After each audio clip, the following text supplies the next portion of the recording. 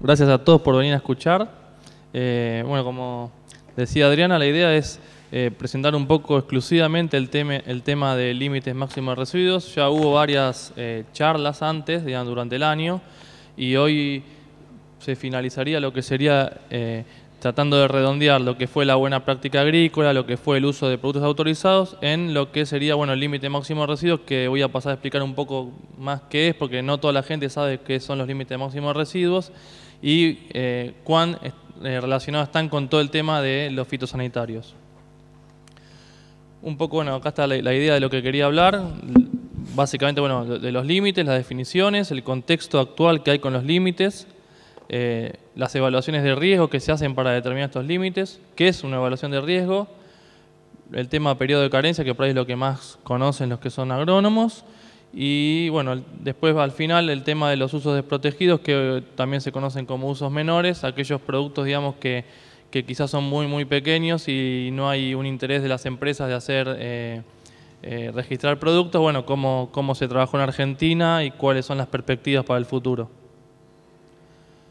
Acá, bueno, esto ya lo hemos dado en otras charlas, pero bueno, definir qué es un fitosanitario, para que quede un poco claro qué es cualquier sustancia o mezcla de sustancias que está destinada a prevenir, destruir o controlar cualquier plaga en la producción, elaboración, almacenamiento, transporte y comercialización de los alimentos y los productos agrícolas.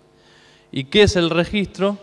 Justamente, bueno, está bueno decir que es el registro porque ahí se relaciona con una de las funciones que tiene el registro es establecer los límites. Y acá queda claramente que ¿qué es el registro de un fitosanitario? Es un proceso en donde una autoridad nacional, en Argentina el SENASA, aprueba la venta y la utilización de un plaguicida previa evaluación integral de los datos científicos. Esto, bueno, lo subrayamos porque la gente que no conoce o por ahí, bueno, hoy es de amplio conocimiento, salen los diarios, en todos lados, por ahí uno se deja llevar o piensa que registrar un producto en Argentina es simplemente ir a una oficina, que le pongan un sello y salir a vender. Bueno, hay todo un proceso integral, digamos, de evaluación de datos que también fue tratado en una de las charlas que se dio exclusivamente del tema. Y tienen que demostrar, bueno, que es efectivo para lo que yo lo quiero registrar y bueno, que no va a entrar en un riesgo inaceptable ni para la salud ni para el medio ambiente. Hoy vamos a hablar un poco más relacionado con los residuos y por lo tanto con la salud humana, porque una de las formas que tenemos de estar en contacto con los fitosanitarios es a través de los alimentos y alimentos que tengan residuos de productos que se han usado. Después, obviamente, también entra la relación con la buena práctica agrícola, porque ¿qué es la buena práctica agrícola? Bueno, acá puse buena práctica agrícola, pero tendría que ser buena práctica agrícola en el uso fitosanitario, porque la buena práctica agrícola abarca un montón de otros aspectos. Nosotros, digamos, nos encaramos exclusivamente en lo que es el uso fitosanitario, que es usar usos que están recomendados a nivel nacional con las condiciones existentes para combatir la plaga de manera eficaz y confiable, aplicando de tal manera que quede el residuo lo más bajo posible. Esto se resume en algo que es básico, que es respetar las indicaciones de una etiqueta. Si uno respeta las indicaciones de etiqueta, está cumpliendo el 100% o gran parte de las buenas prácticas agrícolas en el uso fitosanitario, porque ahí está toda la información. Y eso lo vamos a después relacionar con los residuos. Y en cuanto a residuos, ¿cuáles son las responsabilidades? El Código de Conducta de la FAO, que si bien no es obligatorio, la mayor parte de los países toman estos conceptos como directrices o como marcos de referencia. La industria, o sea, los que venden productos fitosanitarios, las empresas, ¿cuál es su obligación? Es conducir ensayos de residuos antes de la comercialización según un protocolo de código. O sea, hacer ensayos y después presentárselo a los gobiernos, o sea, a una autoridad nacional como es SENASA, que debe tener legislación en cuanto a residuos y evaluar esa información para adoptar disposiciones para su cumplimiento efectivo. Es decir, el SENASA tiene la función de tanto establecer los límites máximos de residuos, que podemos ver qué son, como controlarlos, que se cumplan, ¿no? En cuanto, bueno, justamente una de las funciones de los organismos de regulación nacional es el tema de dictar normas regulatorias. Esto, digamos, está a modo de resumir todo lo que tiene que ver con las regulaciones que hay en los fitosanitarios en Argentina, pero yo acá remarqué lo que vamos a tratar hoy. Estos fueron tratados en otras conferencias que hicimos durante el año. Hoy exclusivamente vamos a hablar de lo que son los residuos fitosanitarios, que en Argentina están en dos resoluciones. Una, bueno, no importan los números, pero una la 934 y otra la 608, que fue lo que yo le decía, lo de usos menores o el Estado se hizo cargo de hacer ensayos en aquellos cultivos que las empresas no estaban interesadas. Después, bueno, acá ya yendo más a lo que es un límite máximo de residuo, eso depende mucho de la región o los países, se los llama de diferente manera. Si bien la definición es la misma, en algunos países, por ejemplo en Europa, es común el uso del término de límite máximo de residuo, pero Estados Unidos usa más el término tolerancia. Y bueno, acá hay algunos sinónimos, nivel máximo de residuo, bueno, o las siglas en inglés, pero es siempre lo mismo. Y bueno, ¿qué es el límite máximo de residuo? El límite máximo de residuo es la máxima concentración de un residuo, que está expresado en miligramos por kilogramo, que es legalmente permitido o reconocido como aceptable en o sobre un alimento o producto agrícola, tal como es establecido por el Códex o por una autoridad regulatoria nacional. Acá la diferencia es que hay algunos países, Argentina es un país que establece sus propios límites de residuo. O sea, le hacemos ensayos de campo y en base a los ensayos de campo, después voy a mostrar cómo establecemos límites para proteger la salud de la población. Otros países no hacen ensayos de campo ni establecen límite máximo de residuos, sino que toman como límite los límites que establece el Códex, que son límites más generales que hay que acordar entre 182 países. Bueno, eso es una gran diferencia. Después, ¿qué incluye el término? El término, bueno, incluye cualquier derivado de los fitosanitarios, como pueden ser los productos de conversión, los metabolitos o productos de reacción o impurezas. Esto va a depender mucho de la toxicología. Generalmente algunos productos tienen el material parental, o sea, la molécula efectiva, pero tienen metabolitos que quizá tienen alguna toxicidad. Eso también se tiene en cuenta cuando se establecen los residuos. Y después, bueno, la estimación de los límites máximos de residuos y la recomendación de los límites de residuos se expresan en miligramos de producto fitosanitario por kilogramo de alimento. Acá, bueno, el Códex, que digamos también dependiente de la FAO, acá hay un glosario de términos donde explica claramente qué es cada término. Y esto, digamos, es la página de SENASA en Argentina, donde uno entra a la página de SENASA, entra a la dirección de Registro Nacional de Terapéutica Vegetal y ahí encuentra un montón de información. Dentro de la información que encuentra, si toma información útil, encuentra el límite máximo de residuo en productos. Ahí es un Excel que tiene las 1000 y pico de combinaciones que hay y ahí los saca. Que de por sí el límite no dice nada. Uno, digamos, la persona que está en contacto con el agroquímico, la forma de cumplir el límite es leer la etiqueta. Después voy a explicar por qué. Después, bueno, yendo a la inocuidad de los alimentos, dentro de la inocuidad hay peligros. El peligro que vamos a hacer referencia nosotros son a los peligros químicos. Dentro de los peligros químicos hay, digamos, contaminantes del medio ambiente, PCB, dioxinas, toxinas naturales, aditivos. Y están los residuos de los productos fitosanitarios, o sea, los productos que usamos para el control de plagas, malezas o enfermedades, nos van a dejar un residuo. Eso es lo que hablamos cuando hablamos de inocuidad química entre residuos. Después están los físicos, que son vidrios, piedra, bueno, otros. El contexto actual, ¿por qué hoy o sea, si uno iba a 20 años atrás, el tema del límite máximo de residuos no era algo importante. Generalmente,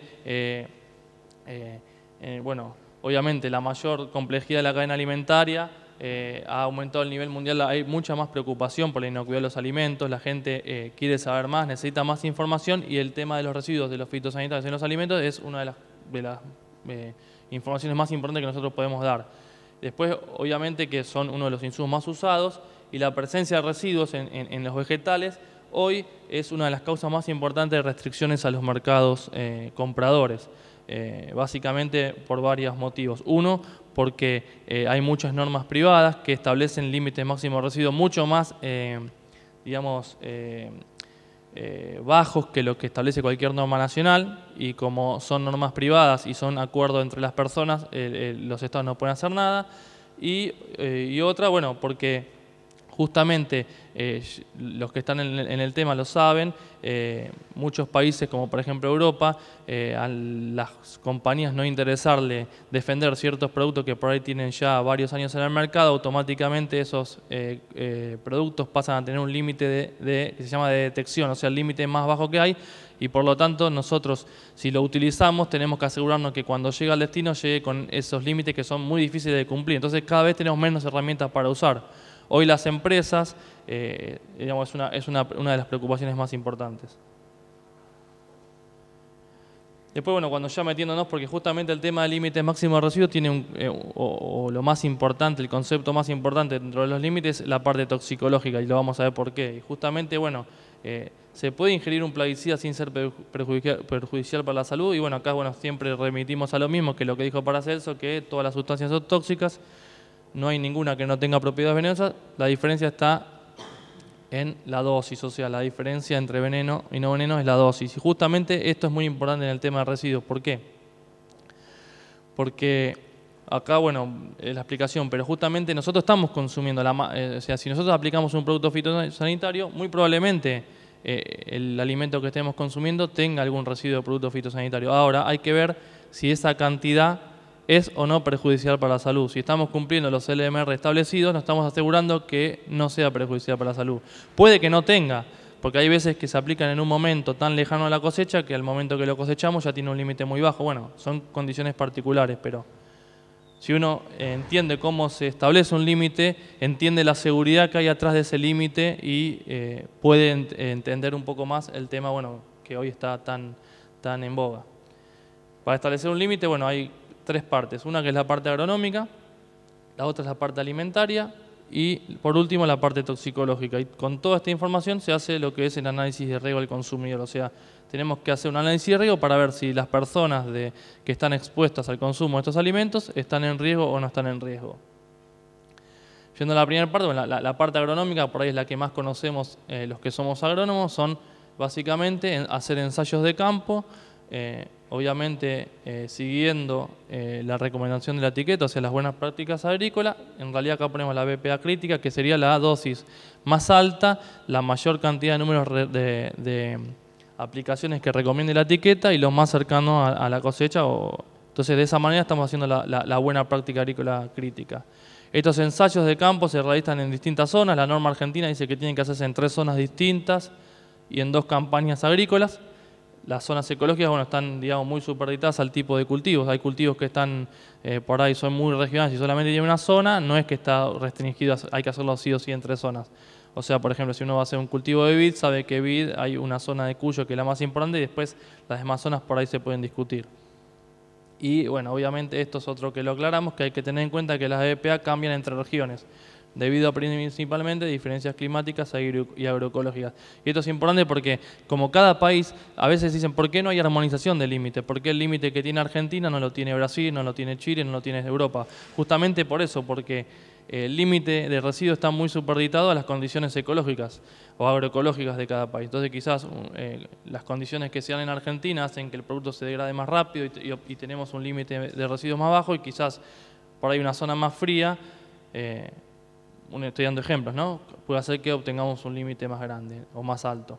Entonces justamente ese es el motivo por el cual cada país establece sus propios límites y después hay que hacer acuerdo entre países para comercializar.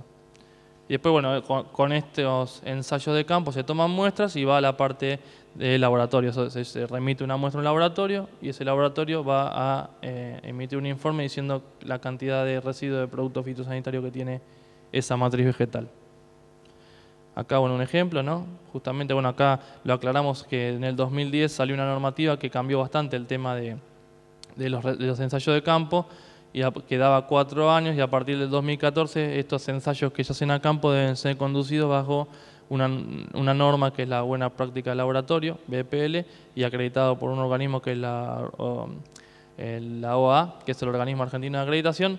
Por lo tanto, este ensayo y este dato que sale de campo es muy seguro. Y lo que a futuro la idea, o sea, ¿qué es lo que te permite eso? Es que ahí sí te permite extrapolar datos, porque vos con esta norma lo que vos te asegurás que un ensayo que fue hecho en Argentina, con este protocolo puede ser replicado en cualquier parte del mundo perfectamente, porque justamente es lo que te acredita esa norma. Acá, obviamente esto es un poco para mostrar cómo las empresas después presentan los datos al SENASA. Esto es una sola parte, ¿no? Es la parte de los datos de campo. Y acá es un poco cómo trabajamos con algunas matrices, vamos poniendo los límites, pero obtenemos una propuesta de LMR. Pero eso no te dice nada de por sí solo, porque después hay que contrastarlo con lo que nosotros consumimos de alimento, que es lo que viene. Después hay una parte alimentaria. Después nosotros, ¿cómo estamos expuestos a esos residuos? Nosotros estamos expuestos a los residuos a través de la dieta. Nosotros consumimos alimentos y esos alimentos que consumimos tienen residuos, ¿no? Entonces es la estimación de la exposición potencial del humano al fitosanitario. Para el caso de los residuos es a través de la ingesta de los alimentos. ¿Esto qué nos dice? Bueno, si nosotros sabemos que consumimos tantos gramos por día de tomate, bueno, a través de ese dato podemos saber, con los residuos que tiene el tomate autorizados en Argentina, ver cuánto estamos consumiendo en total del fitosanitario. Acá tampoco esto de por sí solo no nos dice nada. Después esto lo vamos a tener que contrastar. Acá, bueno, desde donde sacamos la dieta. Lo vamos a tener que contrastar con la parte toxicológica, que para mí es la más importante en todo este análisis de riesgo, porque justamente es la que nos va a decir si estamos seguros o no estamos seguros. ¿Qué es la parte toxicológica? Es la evaluación de la toxicidad intrínseca del fitosanitario. Esto tiene por objetivo, más que nada, determinar si tiene potencial de producir efectos adversos en la salud humana. Para determinado se conduce una serie de ensayos de toxicología en animales evaluando un amplio rango de dosis, incluyendo niveles muy por encima de aquellos a los que los humanos estarán expuestos. Esto es importante, porque acá es lo que nosotros, después cuando sacamos las conclusiones respecto a qué pasa cuando hay un exceso de residuos, es importante tener en cuenta esto. Las dosis que se prueban son mucho más grandes que las que se van a usar realmente. Entonces, los factores de seguridad que se van acumulando son muy grandes. Con estos estudios lo que se determina son valores umbrales. El más importante que se determina es el NOAEL, que es la dosis más alta a la que no causó un efecto adverso. O sea, es la dosis de ese fitosanitario que en animales de laboratorio, en este caso ratas, no produce un efecto adverso. Y este dato, que acá lo tenemos, ¿no? Que es los endpoints, nos va a dar el parámetro que más importante tenemos durante la parte de residuos, que es la ingesta diaria admisible, que acá abajo está, que es la mínima dosis que causa un efecto dividido 100. O sea, acá le agregamos un factor de seguridad de 100. Esto es otra de las cosas importantes, porque nosotros en este caso siempre decimos que los factores de seguridad son muy grandes. Bueno, acá lo estamos demostrando. Ya tenemos una dosis que sabemos cuál es la mínima dosis que causa un efecto en animal de laboratorio. A esa dosis la terminamos dividiendo por 100. Entonces obtenemos este dato, que es el más importante en el establecimiento de residuos, que es la dosis diaria de un químico, el cual puede ser ingerido durante toda la vida entera sin un riesgo apreciable sobre la base de todos los hechos conocidos en ese momento. O sea, ¿qué quiere decir esto? Que yo puedo consumir durante toda mi vida esta cantidad, ¿no? Esto está en miligramos por kilogramo, de un plaguicida sin que me cause un efecto adverso, y dice al momento, ¿no? O sea, esto se determina en un momento. Quizás pasan 10 años y hay una metodología de evaluación que es más exhaustiva o algo ha cambiado. Esta ingesta diaria puede cambiar. Por eso siempre decimos que, y es importante poner, cuando uno usa la ingesta diaria, saber en qué año se determinó. Quizás una ingesta diaria que se determinó en el año 80 y en el año 2000 ha cambiado. Justamente ¿por qué? Porque hay aparatos nuevos, hay metodologías de laboratorios nuevas que hacen que sea más seguro. Acá es un poco, bueno, esto es un ejemplo de cómo son los factores de seguridad. Supongamos que sabemos que la dosis, que la mínima dosis que causa un efecto es 10, después ya lo dividimos por 100 y terminamos estableciendo una ingesta diaria admisible de 0,1. O sea, esos son los factores de seguridad, cómo vamos trabajando. Acá, bueno, de esos factores de seguridad y esos datos salen de organismos internacionales, como por ejemplo la Organización Mundial de la Salud, que establece las ingestas diarias para cada plaguicida, y de ahí lo tomamos. Acá, bueno, estos son ejemplos de dónde tomamos la información. Y también Europa, esto es la página europea. Acá si uno puede entrar, puede ver que tiene todos los datos de las ingestas diarias de cada plaguicida. Acá en este caso el ejemplo es el ejemplo de bifentrin. Entonces, bueno, acá un poco un resumen de cómo ya pasamos a la evaluación de riesgo. Tenemos la ingesta diaria, que es la que deriva de estudios toxicológicos. Después yo tengo un consumo de alimentos, que ese alimento va a tener fitosanitarios. Y tengo los estudios de campo, que son los que me dicen qué cantidad de fitosanitarios le va a quedar ese alimento. Con esos tres datos yo lo paso a una fórmula que es la ingesta diaria máxima teórica, que es la cantidad que yo voy a estar ingiriendo. Pero ¿por qué? Esto por ahí es medio, uno se pierde, porque yo en la dieta, supongamos tomate, consumo tantos gramos, pero yo ese plaguicida también lo tengo registrado en el país para un montón de otros cultivos. Por ejemplo, tengo tomate, tengo lechuga, tengo cebolla, tengo trigo. Entonces nosotros con esta fórmula, ¿qué hacemos? Vamos sumando. O sea, acá ponemos el alimento, por ejemplo, pones tomate, tal cantidad de agroquímico, o de fitosanitario, perdón. Lechuga, tanta cantidad. Y así vamos sumando. Yo acá tengo un ejemplo, ¿no? como dándolo, o sea, tengo un LMR en maní de 0,05. El consumo de maní por día para la dieta para esta dieta que tomé es 53 gramos por día. Esto ya me aporta 0,029. Manzana, lo mismo. Acá trigo, supongamos que tenemos que agregar el uso de trigo, y ahí lo vamos. Y acá voy sumando esto, digamos, la unidad de esto es la cantidad de ese plaguicida que yo voy a ingerir. Podría tener 20 cultivos más, y cada vez voy a ir sumando más. Entonces yo ahí tengo, bueno, yo a través de la alimentación que tengo yo como individuo en este país, porque después esto también cambia de cada país, por ahí hay otros países que tienen otras dietas, entonces cada evaluación de riesgo va a ser, digamos, propia de cada país. Voy a llegar a una sumatoria de la cantidad, o sea, de los miligramos de plaguicida por día que yo voy a estar ingiriendo. Una vez que tengo ese dato, lo que hay que hacer es compararlo. Acá esto por ahí es medio difícil de entender, pero es bastante fácil. Hay que compararlo con la ingesta diaria admisible, ese dato que les decía que era importante. Yo tengo, por ensayos toxicológicos crónicos que se han hecho, que yo puedo consumir la ingesta diaria tantos miligramos de plaguicida por día sin que me cause un efecto. Entonces yo, como les mostraba antes, sumo, esto es un ejemplo para un plaguicida, sumo todos los cultivos que tengo que uso ese plaguicida y lo comparo. Y ahí me va a decir si yo estoy muy cerca del ELIDA o no. Y eso me va a permitir, si es que es necesario, ingresar a algún margen de seguridad más. Por ejemplo, ¿no? Acá decía, bueno, un ejemplo, si la ingesta diaria de ese plaguicida está muy cerca del ELIDA, ese cultivo no es aceptable. Si tengo mucho margen para trabajar, es aceptable. Eso no quiere decir tampoco que esto es tan taxativo, porque también tengamos en cuenta que cuando nosotros aplicamos un producto en el campo, después cuando lo consumimos generalmente, o salvo, bueno, la mayoría sufre un proceso.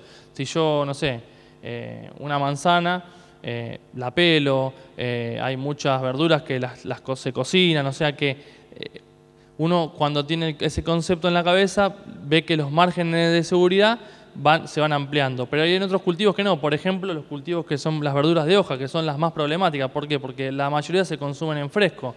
Entonces, a lo sumo, lo que se hace se las lava, pero no sufren ni cocción ni ningún procesamiento. Entonces, esos son los productos donde los que más tenemos que trabajar y los que tenemos que poner los márgenes de seguridad más grandes, porque son los que la persona va a estar más expuesta.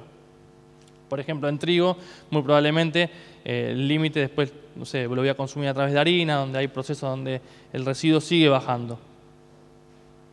Y esto, bueno, como lo hacemos nosotros, que es básicamente todo eso que expliqué, se agrega en una tabla de Excel que ya tiene todas las fórmulas y uno va agregando los cultivos con la dieta de las personas y con los límites de masa y residuo, y acá nos va diciendo cuánto porcentaje de la ingesta diaria vamos usando. Cuando estamos cerca ya del 90%, ya sabemos que seguir agregándole cultivos a ese producto fitosanitario nos va a traer un problema, porque voy agregándole más cultivos y voy usando más parte del IDA y estoy más cerca de mi valor de corte. Y esto, bueno, un poco ya como resumen, el LMR es primordialmente un parámetro que nos indica si el fitosanitario está siendo usado de acuerdo a la etiqueta autorizada. Básicamente, ¿por qué? Porque si yo veo que tengo un exceso, muy probablemente lo que puede estar pasando es que yo no estoy respetando la etiqueta, o casi seguro. ¿Por qué? O porque estoy aplicando más de la dosis que está recomendada, o estoy aplicando más de la cantidad de veces que está recomendada. Justamente porque, como yo decía, la parte que se hace en ensayos de campo está hecho de acuerdo a la recomendación de la etiqueta. Si los ensayos de residuos se hicieron con una aplicación de 10 centímetros cúbicos por hectárea y yo estoy aplicando el doble, seguramente los residuos sean más altos. Entonces ahí es cuando nosotros relacionamos los límites de masa de residuo con la buena práctica. Si no respetamos lo que dice la etiqueta, seguramente vamos a estar produciendo algún exceso. Y después acá, aunque los residuos resultantes del uso de un fitosanitario, de acuerdo a la BPA, deben mostrar que son seguros para los consumidores, el LMR no es un estándar de seguridad que si se rebasa indica un riesgo para la salud, ya que está calculado con factores de seguridad. Eso es lo que decíamos. Si hoy la gente por ahí le dice hay exceso de tal fitosanitario en algún cultivo, está bien, se incurrió en una falta, seguramente sea un problema, pero no quiere decir que porque tenga un LMR superior la gente va a tener un daño en la salud. ¿Por qué? Porque como veíamos está calculado con tantos factores de seguridad que seguramente no le va a producir un daño. Lo que hay que sí es corregir digamos, el problema que hubo, que fue no respetar la etiqueta. Si se hace algo que es continuo y digamos, crónico, ahí sí puede haber un problema, pero justamente un exceso puntual automáticamente no significa un problema a la salud. Bueno, acá ya un poco lo habíamos nombrado, cuáles son generalmente las causas de exceso. Es incrementar el número de aplicaciones o sobredosificación, desviaciones de uso, o sea, usar productos que no están autorizados para ese cultivo o no respetar los tiempos de carencia. Si dice que hay que esperar 10 días para cosechar y cosechamos antes, esto es muy común en, digamos, la parte hortícola. Uso de productos sin registro y mezclas no autorizadas. Esto bueno, ya lo habíamos visto. Esto es lo mismo, o sea, ¿qué ocurre cuando se supera un LMR? Bueno, eso nosotros siempre queremos aclarar que para desmitificar un poco que ante un exceso de un LMR ya automáticamente va a producir un efecto crónico sobre las personas. No, lo que sí fue una mala práctica y hay que corregir sobre eso. Pero no significa que automáticamente vas a tener un problema de la salud, justamente por los márgenes de seguridad con que fue calculado. Este también es un ejemplo que solo tomé de Europa.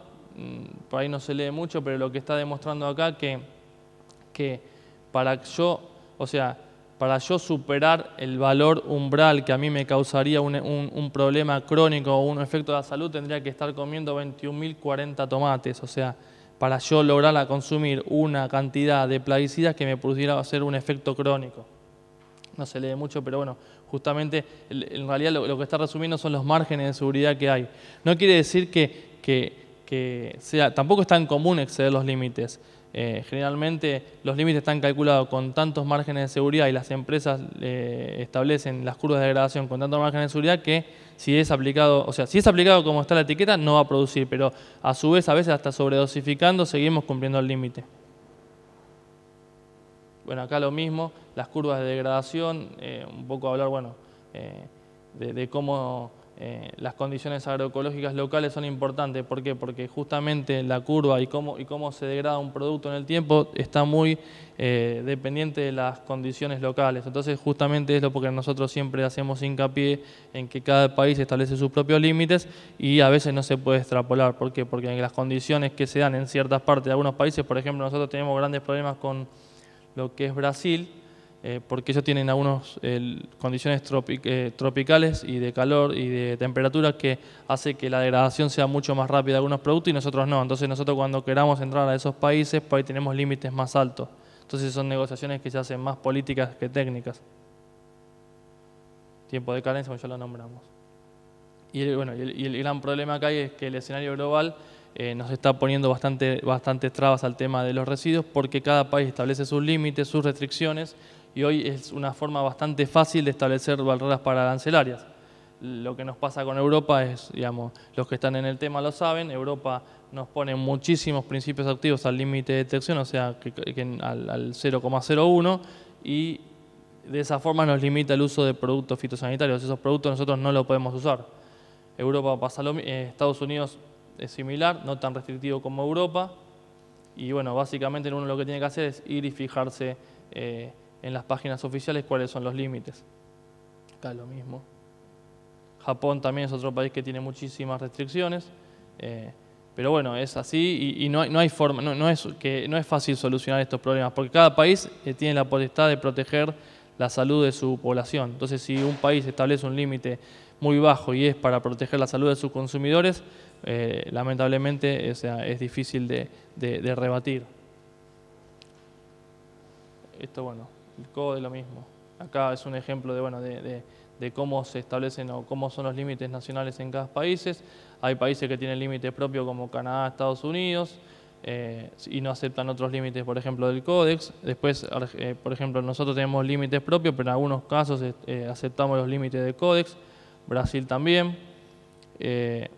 Otros establecen los valores de Codex, por ejemplo, México, y también Chile, Bolivia, Colombia, pues toman valores internacionales.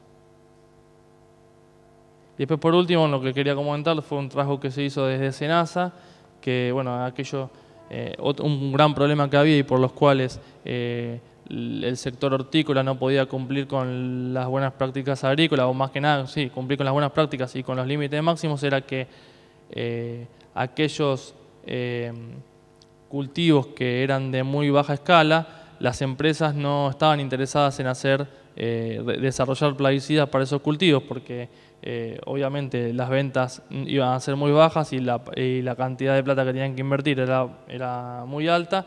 Entonces siempre incurríamos en el mismo problema, en que cuando se hacía algún control sobre este tipo de cultivos, lo que llamamos cultivos menores, se detectaban fitosanitarios y ninguno de los fitosanitarios estaba autorizado, porque no se habían registrado. Entonces el SENASA, bueno, esto lo voy pasando porque más que ya lo habíamos visto, pero bueno, el SENASA tomó la posta de esto y la idea fue, a través del Comité Federal Fitosanitario, donde participan todas las provincias, fue hacer un diagnóstico de, bueno, cuáles eran los cultivos de las provincias que más problemas tenían de usar fitosanitarios que no estaban autorizados.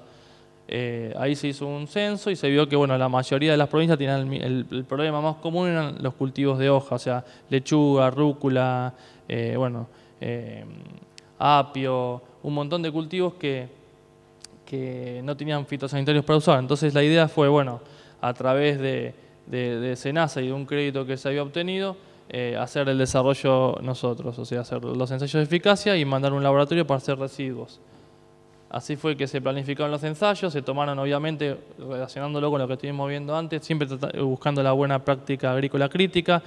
Se hicieron ensayos en las zonas más frías, donde seguramente la degradación de los residuos iba a ser más lenta, se usaron las dosis más altas, se usaron las cantidades de aplicaciones más altas que se pensaba que se iban a recomendar y se desarrollaron los ensayos.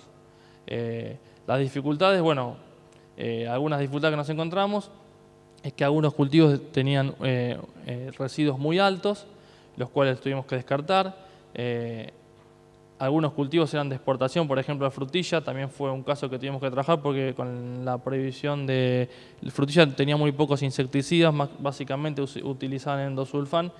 El endosulfán fue prohibido y se quedó sin ningún insecticida. Entonces, bueno, dentro de este proyecto también pusimos el desarrollo de insecticidas para frutilla.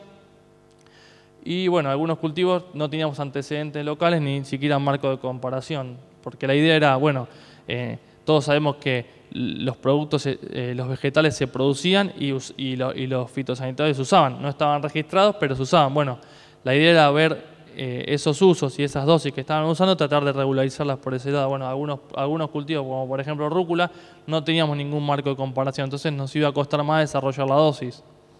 Bueno, esto es a modo de ejemplo, hubo muchísimas más cosas que tuvimos que trabajar, pero bueno, estos son los comunes. Bueno, las ventajas tuvimos, bueno, que obviamente la cantidad de repeticiones que tuvimos que hacer fueron menores porque obviamente siempre hicimos la peor situación, o sea, siempre buscamos la peor situación. Si queríamos hacer también íbamos a zonas donde sabíamos que había una gran incidencia de plaga, por ejemplo, no sé, fuimos a la zona de Mar del Plata porque había muchos trips y bueno, eso también fue y fuimos llevando los ensayos hacia una situación que hiciera que la cantidad de productos sea la más grande que se utilizara para después tener un LMR seguro. Estos fueron todos los productos que se ensayaron, o sea, obviamente son todos cultivos, digamos, muy pequeños, salvo, bueno, lechuga, pero la mayoría son productos pequeños, que no había interés por parte de las empresas.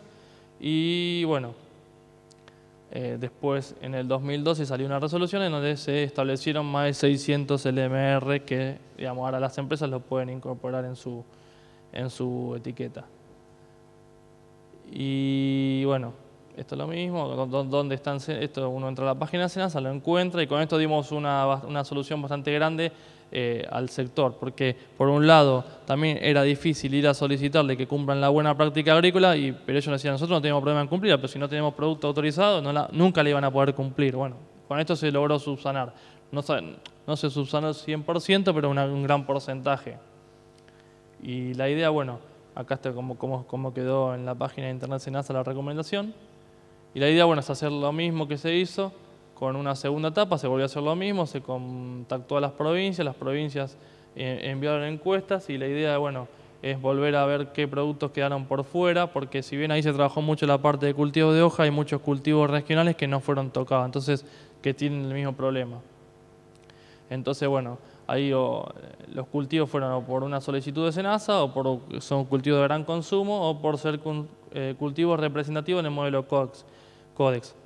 ¿Esto qué quiere decir? Que por ahí si nosotros hay un cultivo que para el Codex es representativo, lo que te permite hacer después es extrapolarlo a otro cultivo. Por ejemplo, no sé si vieron antes, nosotros hicimos algunos cultivos de hojas que eran, digamos, son bien representativos y eso nos permitió extrapolarlo por ahí a berro, eneldo, que son productos que son muy pequeños.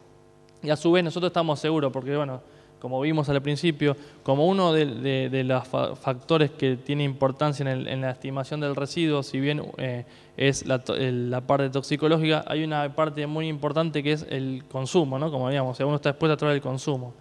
Y hay productos vegetales que el consumo en Argentina es muy pequeño. Entonces, ese es un factor de seguridad importante, porque si son productos que acá se consumen poco, yo puedo establecer un límite de residuos por extrapolación por ahí de un cultivo similar, porque yo voy a estar seguro que mi población va a estar protegida, porque la cantidad que se consume es tan baja que el concepto de riesgo ahí es muy bajo. Entonces eso fue un criterio que tuvimos también en el tema de las extrapolaciones y la selección de los cultivos. Y esta es la segunda etapa que estamos por empezar ahora, donde, bueno, si bien ya no hay tantos cultivos de hoja, pero hay cultivos por ahí más regionales, como por ejemplo, no sé, el espárrago, el maíz dulce, el orégano, la calabaza, que son productos que siguen sin tener productos registrados y estamos con el mismo problema que teníamos en los cultivos de hoja. Así que bueno, esto es un poco lo que quería contarles, que es un tema bastante específico, pero bueno, siempre está bueno como... o sea, trabajar en este tema es difícil, entenderlo es difícil, pero uno lo puede utilizar como un concepto para tener en cuenta con todo el problema que hay con los fitosanitarios para ver que no hay un caos tan grande, hay márgenes de seguridad, hay legislación, hay límites establecidos. El problema, y lo que siempre recalcamos, el tema es que hay que cumplirlos y aparte de cumplirlos hay que, por ahí, hay que hacer, digamos, certificaciones, hay que hacer control, mejor dicho. O sea, el tema es controlar. Si uno hace controles, las provincias hacen controles, las municipios hacen controles y la nación hace controles, creo que se va a poder, digamos, ir por el buen camino. Pero bueno, eso es un poco lo que le quería contar.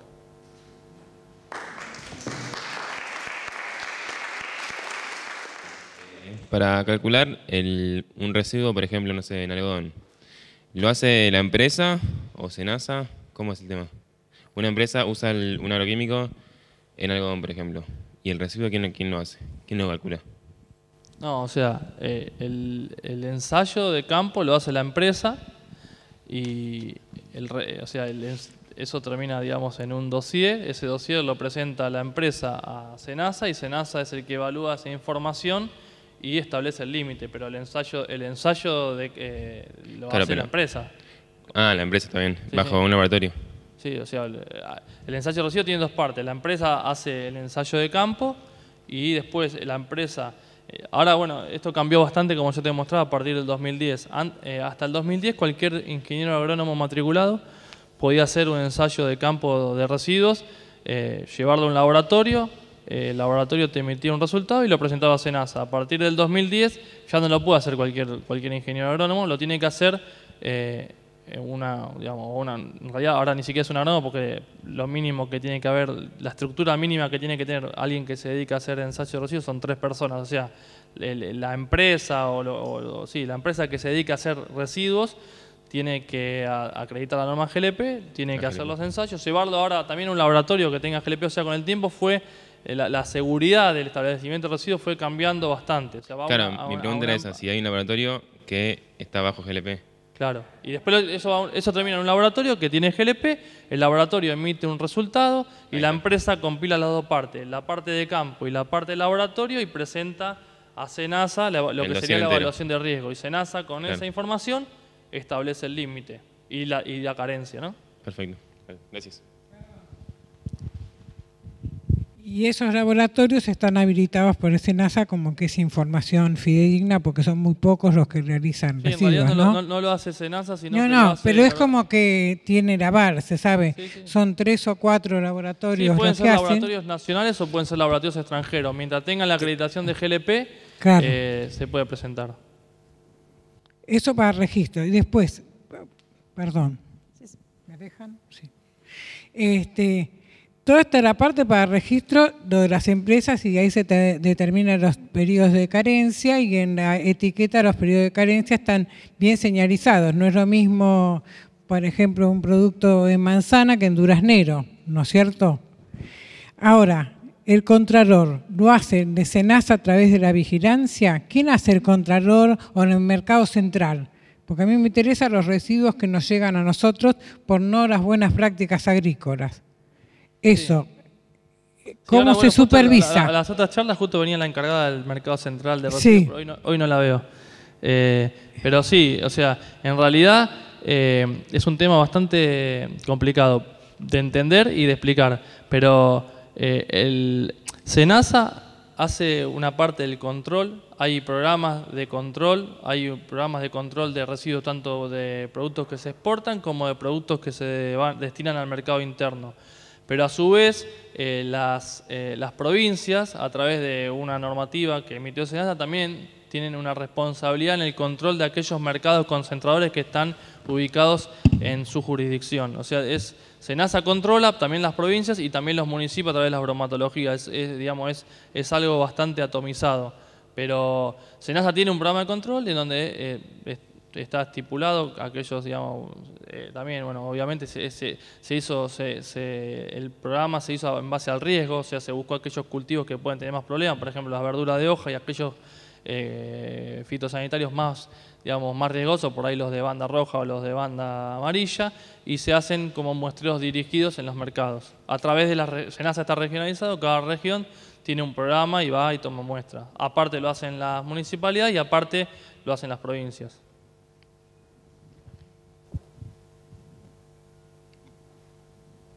Adriana, seguimos. Recién te preguntaban sobre algodón. ¿Qué pasa con esos productos que no son destinados al consumo, ¿no? Hace no demasiado salió un estudio que decía que se detectaban determinados agroquímicos en productos elaborados con algodón y bueno, se armó todo un alboroto y la verdad que nadie sabía si eso era inocuo o realmente... Claro, sí, por ahí hubo una confusión. Nosotros cuando hacemos los análisis de riesgo justamente hablamos del tema, ¿no?, del algodón y obviamente tuvimos que trabajar en el tema, pero el algodón, como nosotros lo vemos como SENASA, en los análisis, yo le mostré ahí que nosotros hacíamos un análisis de riesgo y uno de los factores que está en análisis de riesgo es el consumo y las personas algodón no consumimos. O sea, ahí estamos en contacto a través de, por ahí, no sé, la ropa, el algodón que usamos, pero digamos, la forma que por ahí nosotros lo incluimos en análisis de riesgo es a través del consumo animal, que puede estar en alguna dieta animal y después puede ir a algún órgano animal y consumir a través de la alimentación, que digamos es bajísimo la cantidad que llega. Pero por eso justamente cuando salió todo el tema del algodón en el glifosato, el que tomó la posta fue el Ministerio de Salud a través del ANMAT, que son los que autorizan el algodón y las gasas y bueno y otras cosas para uso en medicina humana. La verdad que no sabría, pero yo por lo que escuché y por lo que pudimos hablar, se toman muestras, pero también, bueno, yo leí el artículo como cualquiera de nosotros que salen en los diarios, la cantidad que habían encontrado, una cantidad bajísima. Entonces nosotros, bueno, también pedimos que nos manden el estudio para verlo cómo se trataba, pero todavía no lo recibimos. Porque justamente como yo...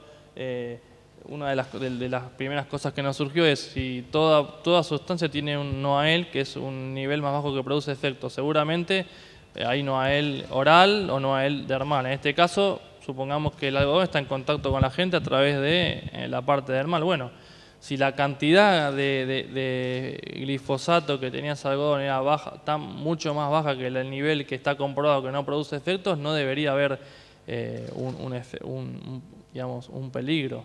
Lo que pasa que, bueno, que también lo que salió, no podía leer el estudio. Lo que vio fue, hay glifosato, tanta cantidad, y quedó ahí. O sea, por ahí justamente en estos temas uno tiene que poder recibir la información completa para poder entender. Yo no quiero decir que sí o que no, pero digamos, para poder emitir un juicio teníamos que ver todo, como cualquier cosa. Una pregunta, para los que hicimos terapéutica hace muchísimos años y no existía el Noel, cuando lo evalúan con animales, que dicen, ¿hay efectos o no hay efectos, o produce toxicidad o no?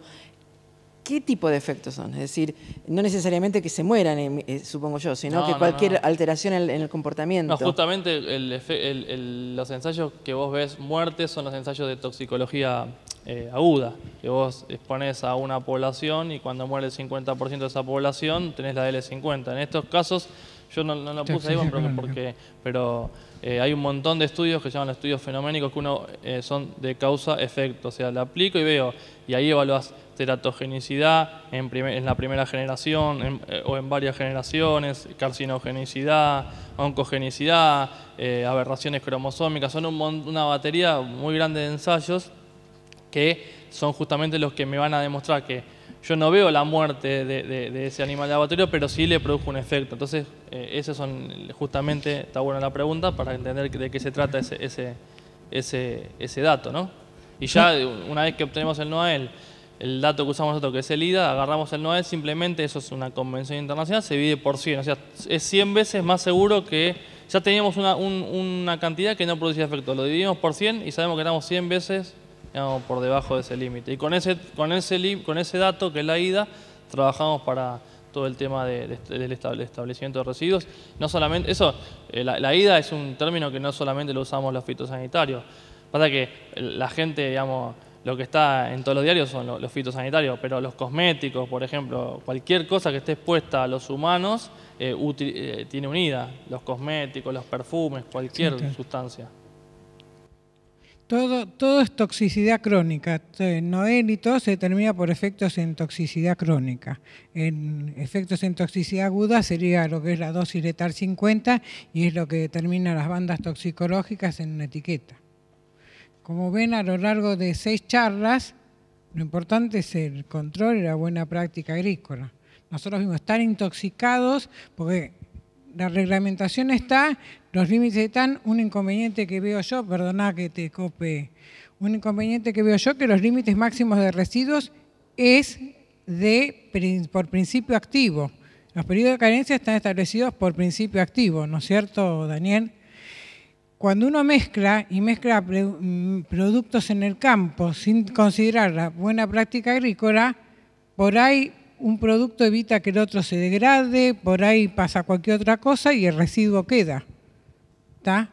Y ese es uno de los inconvenientes graves que no tiene la culpa de SENASA, sino las buenas prácticas agrícolas o la falta de un control en determinado momento. Yo supongo que en el mercado central, lástima que no está, se hace como en la aduana, a vos te toca y a mí no. O sospechas o denuncias, puede ser. Bueno, pero a veces uno se intoxica, pero yo siempre a mis alumnos, y tengo algunos acá, yo voy a la frutería, que la fruta que no es tan limpia, no porque me gusten las moscas y quiera comer con Drosophila melanogaster alguna banana, sino el señor, para que esté todo limpio y le compren, está echando un plaguicida para matar las moscas y me deja un depósito que no es residuo y yo tengo un fuerte olor de barriga. O viene el cucarachero a mi casa y no entra el cucarachero a mi casa y no hay cucarachas, obvio. Y dice, no grave nada, no. ¿Está? Y eso es lo que, ese residuo después salen en todos los diarios. Todo es buena práctica agrícola y todo es control. Las reglamentaciones están y cada vez es más difícil. Nosotros estamos trabajando con Alejandra Gil en una etapa para ver la manzanilla. Somos principales productores de manzanilla en el país. Y herbicidas para manzanilla. También está Daniel. Herbicidas para manzanilla. Por los residuos que pueden quedar en el capítulo para controlar malezas. Estamos analizando porque uno dice, ay, es sensible, no le afecta. y los residuos, y es dificilísimo para determinados cultivos de esos chicos desprotegidos determinar los límites máximos de residuos por la cantidad que uno tiene que tener y todo, ¿no es cierto, Daniel? Los mensajes que se fueron recogiendo a través de estas charlas que contrastan mucho con lo que, como os decía, sale en el diario, se divulga, se viraliza en las redes sociales, muchas veces sin fundamento, pero porque son muy efectivas, y que me parece que ustedes como graduados tienen esa responsabilidad enorme de discriminar aquello que realmente tiene un sustento científico o de mucha evidencia sólida de que hace mal o que hay que hacerlo de esta manera. Me parece que acá se dijeron, por lo menos yo en las charlas que estuve, muchas cosas que contradicen o por lo menos relativizan estas cosas, estos mensajes, porque lo importante es, como decía Angelita, que los productos sean seguros y que las prácticas sean apropiadas, y que si hay algo que está funcionando mal, tanto en los productos como en el ambiente que recibe esos residuos o en las personas, que eso ya está fuera de nosotros, lo podamos evaluar. Y la otra es confiar también en los entes de regulación y decisión y que ponen las normas, que no es porque estén nuestros egresados, pero sí que se está trabajando, no como, no sé, que no se tiene en cuenta o estamos... Una de las cosas que se dice muchas veces es estamos a años luz de Europa, ¿no? Sí, nosotros siempre eso es importante lo que decís, porque siempre cuando vienen a SENASA lo primero que te dicen es está autorizado en Estados Unidos y en Europa, como diciendo, mira, y nosotros tenemos la norma de registro, digamos, está, digamos, en orden con Europa, con Estados Unidos y con la FAO hace más de 20 años. Entonces, bueno, es bueno lo que decís, porque siempre piensan, o sea, por un lado te dicen Estados Unidos y Europa, como si ellos fueran, digamos, nosotros le decimos lo mismo, hace una cosa, anda a Europa o Estados Unidos con la información de Argentina a ver si ellos te lo aceptan, así ya te firman la autorización porque lo tenés en Argentina, y la verdad es que no. Justamente porque los ensayos, hay muchos ensayos que te pueden servir, por ejemplo, los ensayos si son de laboratorios acreditados, pero después muchos ensayos, que eso es lo que no se sabe, se hacen a nivel país y se hacen digamos, hay que hacerlos locales y se desarrolla un montón de información local. Entonces, por ahí eso es lo que falta, ¿no? Justamente, como decís vos, es pensar que acá, siempre acá, estamos no sé, 20 años atrasados. Claro, y estamos a nivel... Una de las cosas que a los que menos sabemos, muchas veces nos chocan, es algo que vos mencionaste, de los límites, más allá de las diferencias climáticas, edáficos, etcétera, que en muchos países los límites serán mucho más estrictos que acá. Y también muy al pasar, también, por lo menos yo entendí que en algunos casos eso no era solamente relacionado con la toxicidad, sino por quitar productos de mercado. Yo eso la verdad que no lo sabía. Justamente, bueno, el que no conoce dice, Europa tiene límites mucho más restrictivos que Argentina. Los tiene porque las empresas no han defendido los productos y los han bajado, no porque toxicológicamente ellos crean que tienen que tener el límite de detección. Es porque justamente, a ver, hay veces que las compañías no lo defienden, y la mayoría de las veces porque ya tienen un producto nuevo para reemplazarlo. Otras no, pero justamente que los límites sean muy bajos no significa que están protegiendo la salud de los consumidores, sino es que los han, digamos, han bajado el producto. Entonces, que es muy diferente a establecer un límite muy bajo por un tema toxicológico, porque si tiene un problema toxicológico lo va a tener en Europa y en cualquier país. Y como también en alguna charla dijimos, aquellos productos que ya tienen problemas toxicológicos, las empresas no les interesa ni siquiera terminar de registrarlos porque sabe que va a ser un problema, ¿no? Porque hoy un producto que es por ahí banda roja o que tiene por ahí una toxicidad muy grande para el medio ambiente, directamente no lo registran. Entonces, bueno, también es bueno aclarar eso que es importante, ¿no?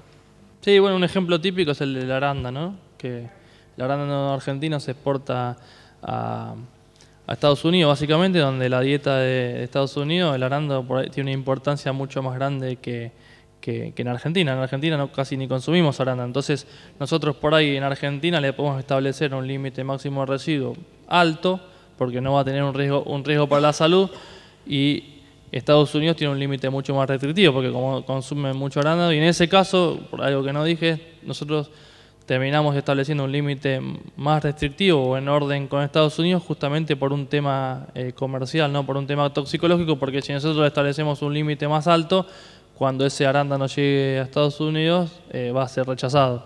Entonces hay muchos productos, nos pasa mucho con manzana, pera y productos que son netamente de exportación, que uno le termina estableciendo un límite de residuos bajo, no por un tema toxicológico, sino por un tema de que al mercado que va tiene un límite muy bajo. Entonces por ahí a veces hay que entender el concepto del LMR, muchas veces no está relacionado, como yo te decía, excederse en el LMR de una manzana no va a traer un problema de salud, porque seguramente ese LMR en manzana fue muy bajo, quizás porque estamos tratando de cumplir el destino donde va la manzana, ¿no?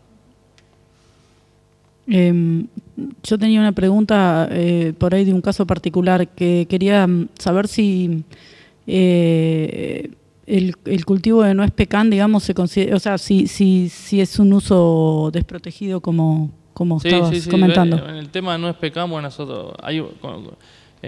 lo que está pasando es que hay muchos cultivos que son muy pequeños y bueno, justamente el problema que tienen es que no tienen ningún producto fitosanitario. Justamente esta semana vino, bueno, hay un grupo que es el clúster de nuez pecan y la gente del INTA a plantearnos este problema. Pero como yo decía, cuando se hizo este trabajo de los usos menores, como sabemos que no es fácil conformar a todos, nosotros le delegamos la responsabilidad de traernos la información de cuáles eran los problemas al Comité Federal Fitosanitario, que está en todas las provincias. Nuez pecan, bueno, garbanzo y algunos otros cultivos, las provincias en su momento no lo informaron, entonces nosotros no lo pudimos agregar. Pero nosotros sabemos que es un uso menor y bueno, estamos tratando de buscarle algún tipo de ayuda para que puedan registrar productos, porque bueno, son todos productos que cuando vos querés exportar y tenés que certificar una buena práctica es muy difícil certificarla porque vos tenés que decir que estás usando productos que en el país no están autorizados, porque no tenés ninguno. Entonces bueno, la idea nuestra es buscarle la solución. No es fácil porque justamente el problema que hay es que si nosotros nos basamos únicamente para establecer los límites o cualquier tipo de determinación en la parte bibliográfica, no sabemos qué va a pasar cuando esa mercadería llega al destino. Quizás le hacen un ensayo de residuo y le establecimos un residuo en base a un dato de Estados Unidos y quizás cuando lo usamos acá la degradación fue distinta, no sé, o la variedad tiene una cáscara distinta y no sé, y penetró más y hay problemas. Entonces la idea es bueno, hacer algunos ensayos. Nosotros siempre lo que decimos es hacer algún ensayo puntual y corroborar algún dato bibliográfico, ¿no?